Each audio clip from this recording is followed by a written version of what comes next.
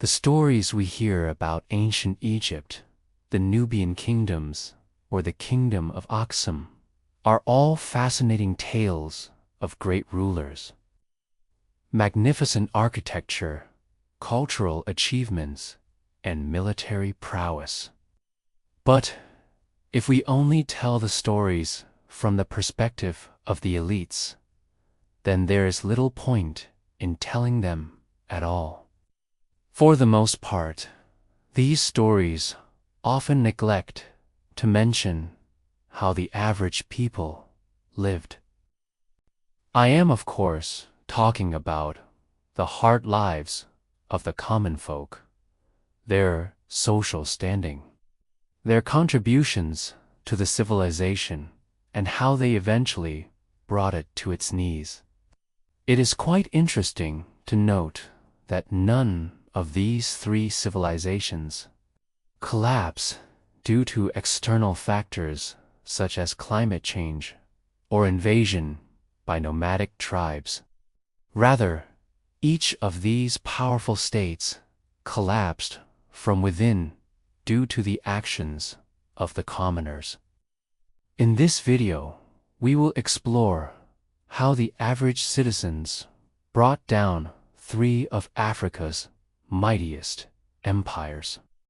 Before we get into it, please take the time to subscribe and turn on notifications so that you don't miss out on any of our videos.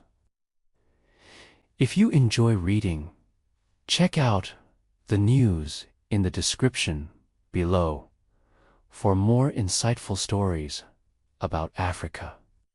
With that said, let's begin our journey back in time. We will start with the collapse of ancient Egypt. We all know how incredible ancient Egyptian society was.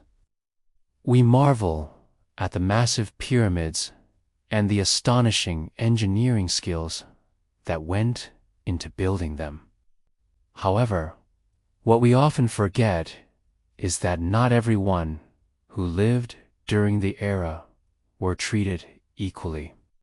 While the pharaohs lived lavish lifestyles, ordinary Egyptians struggled just to survive. Life as a peasant in ancient Egypt was tough.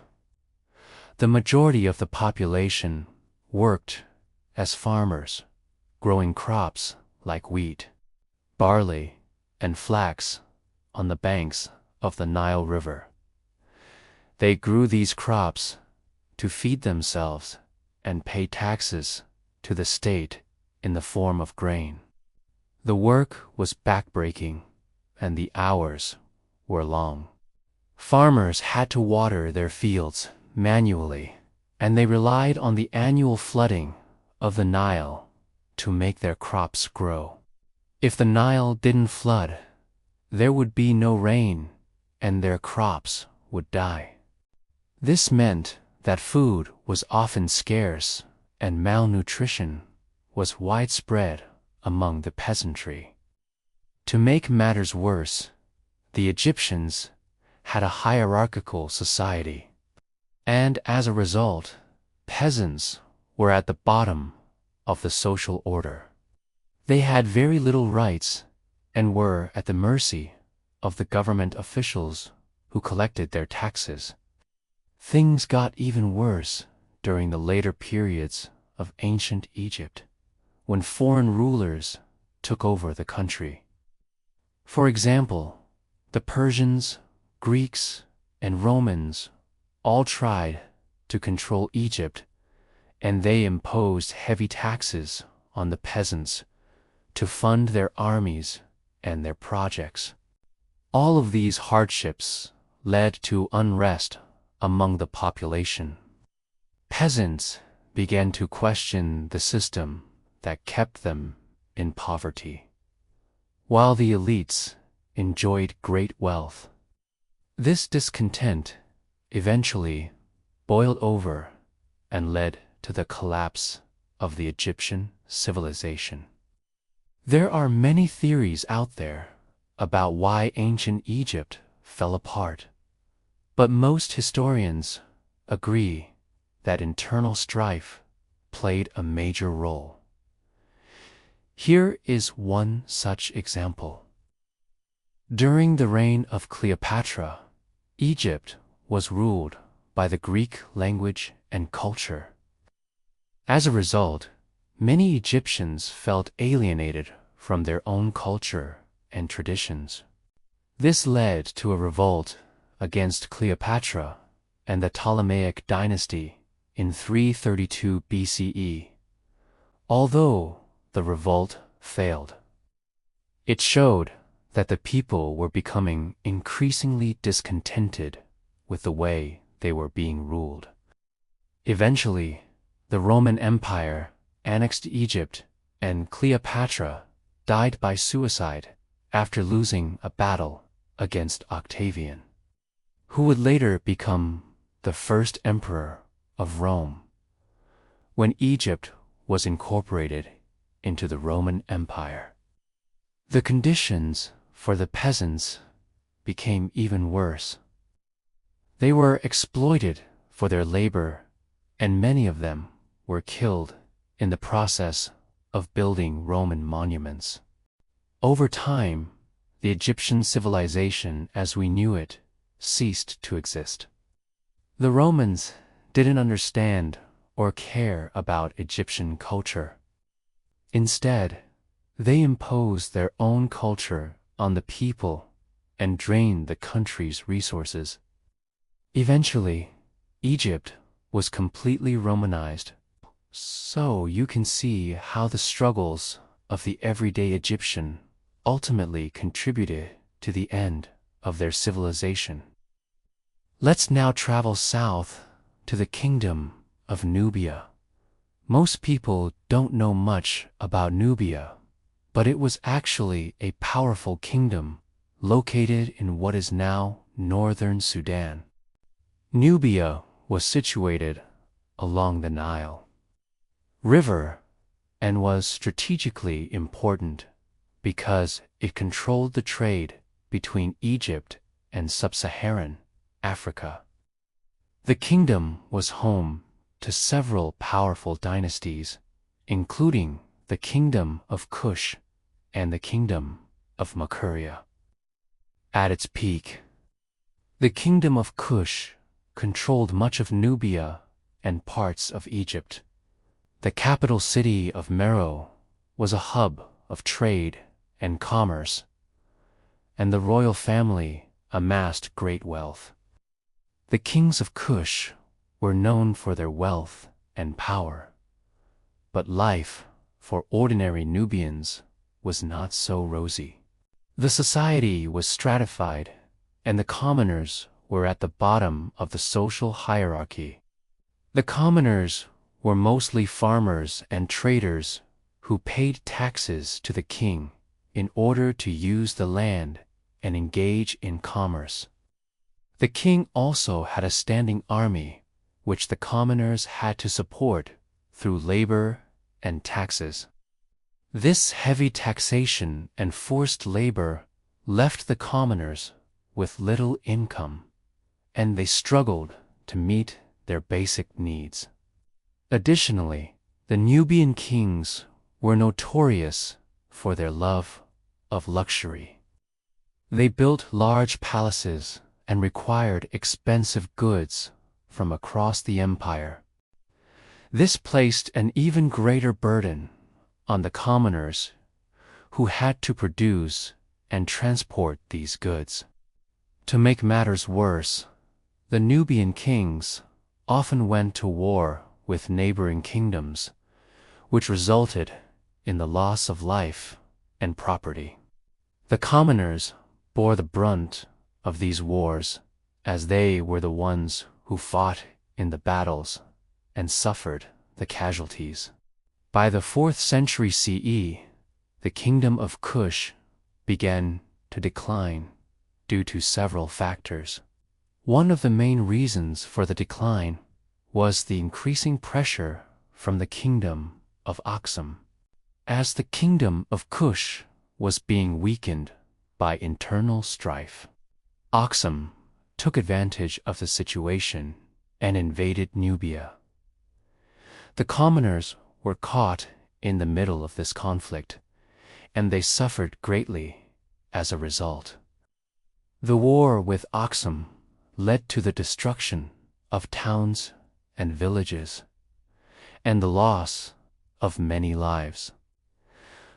This, in turn, led to food shortages and economic instability, which made it even harder for the commoners to survive. By the 8th century, the kingdom of Kush had collapsed, and Nubia was divided into several small states. So you can see that the struggles of the Nubian commoners played a significant role in the collapse of their kingdom. Their heavy taxes and forced labor led to widespread discontent and eventually resulted in the downfall of the Nubian Empire. And now we come to the last civilization on our list, Aksum. The kingdom of Aksum was located in what is now Eritrea and Ethiopia. It was a powerful and wealthy kingdom that controlled the lucrative trade routes between Africa and the Mediterranean. The kingdom was known for its magnificent architecture, such as the monolithic churches carved into the rocks of the Ethiopian highlands. However, despite the grandeur of the kingdom, life for ordinary citizens was not so easy. Aksum had a stratified society, and the commoners were at the bottom of the social ladder. The society was divided into 3 classes: the nobility, the clergy, and the commoners. The nobility class was made up of the royal family and their close associates. They controlled most of the wealth and power in the kingdom. The clergy class was the second most powerful group in society. They were responsible for running the religious institutions and had considerable influence over the king. The commoners were the majority of the population, and they were made up of farmers, traders, and artisans. They had very little political power and were subject to the whims of the nobility and the clergy. The commoners had to pay taxes in order to use the land and engage in trade. These taxes were often burdensome and left the commoners with little income to support themselves and their families. Additionally, the Aksumite kings often went to war with neighboring kingdoms, which resulted in the loss of life and property. Commoners were expected to participate in the war effort, and many of them died in battle or were captured and sold into slavery. One such king was Azana, who waged a series of wars to expand his empire. Despite the cost in lives and resources, the commoners still had to pay their taxes. Over time, the heavy taxation and forced labor led to widespread discontent among the population. The commoners began to resent the nobility and the clergy, and their opposition grew stronger. Eventually, the unrest reached a boiling point, and the commoners revolted against the ruling class.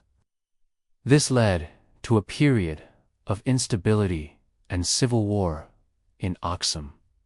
The kingdom was divided into several factions, and the commoners were able to gain some concessions from the nobility and the clergy. However, the kingdom was never the same again. It declined rapidly, and by the 9th century it had collapsed entirely. So you can see that the struggle of the average citizen played a major role in the fall of the Aksumite Empire. Their resentment towards the ruling class and their desire for a more equitable society ultimately led to the downfall of the kingdom. Thank you for watching this video. We hope you enjoyed learning about the untold stories of Africa's ancient civilizations and how the average citizens brought down three of Africa's mightiest empires. Please take the time to subscribe and turn on notifications so that you do not miss out on any of our videos. If you enjoyed this video, please give it a like and share it with your friends. If you have a video suggestion, leave it in the comment section below. We look forward to hearing from you. Thank you once again for watching, and we'll see you in the next video.